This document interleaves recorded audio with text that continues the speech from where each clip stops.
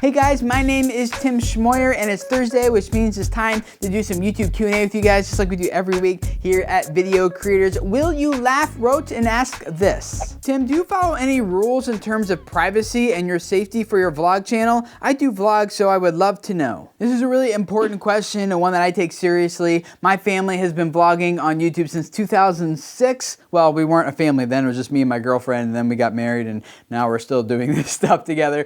But we have taken a few things into consideration, especially now that we've had children. Number one, if I was to go back and do it again, I would probably not use my real last name. I know a lot of people do use their real actual names online, and I didn't really think it's a big deal when I started. It's still not a huge deal, but I think the smart people who have thought ahead enough to say you know what, I'm not gonna use my last name. I'm going to assume a different last name that everyone's going to know me by, but legally, you would never be able to find them with that last name. Number two, on our family's vlogging channel, we try not to show our residence, the house where we live, especially not the front of the house. The back of the house we'll show. We try not to ever shoot anything inside our neighborhood. And we even be careful when we're in our town and in our city, not to show too much about street signs and easily recognizable landmarks that if you watch our videos enough, you can start to pinpoint probably approximately where we live. Number three, we also try to hide trackable information, and for us this includes many things one,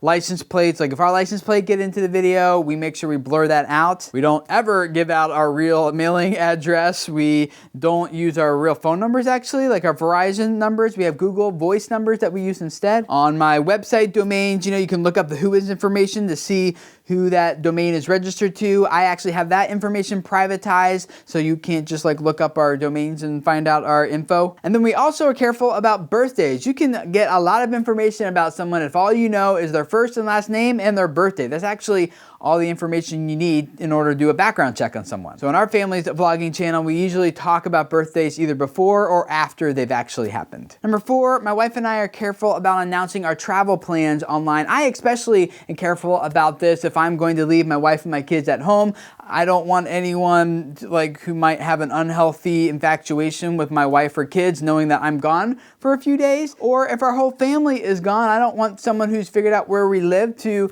know that our house is sitting vacant for a few days or a week. I want to be able to come home and still have all my stuff. So what we do is that when we know we're going to be out of town for a little while, we queue up vlogs to publish while we are gone. And then when we come back home, that's when we then start posting the vlogs and the Instagram pictures and stuff. And number five, just simply search Google for your own name and see what information is publicly available out there about you. When I tweeted about this, asking people for their input into this, Drank as Dank tweeted me back and said this: try to DOS yourself every once in a while and see if you can find your own dirt. Use sites like pipl.com. I'll put a link to that website below if you guys want to check and see what information pops up about yourself. But at the end of the day, guys, let's just be honest. If someone really wants to find you, they can probably find you. I mean, there's private detectives out there who make a full-time income doing exactly that kind of thing. So do some due diligence to protect yourself, but don't give yourself the false security that you are unfindable. If you feel like it's necessary, be a little proactive, maybe invest into a home security system, or depending on what your political views are, you could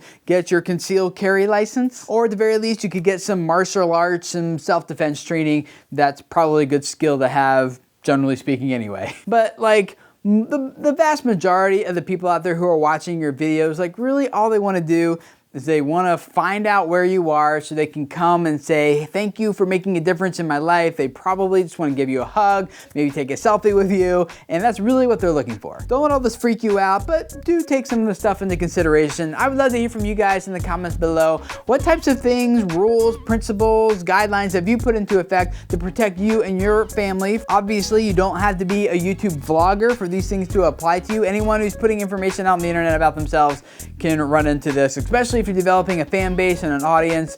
you will have people who want to see you and be with you and talk with you, and while that sounds awesome, it can sometimes get out of control as well. And if this is your first time here, I would love to have you subscribe. Every Thursday, we do some YouTube Q&A like this. On Tuesday, do some YouTube news, talk about the updates happening on YouTube. On Wednesday, give you guys some YouTube tips, advice, suggestions, things like that. And guys, I do all this because I really do believe that a lot of you guys have messages that need to spread, that the world needs to hear, and I want to do everything I can to help you guys grow your YouTube channels and spread your message so that the people who need to hear what you have to say can find you, become a part of your community, and have their lives be changed as a result. So thank you for letting me help you guys and being a small part of that. Subscribe, and I'll see you guys again next week. Bye.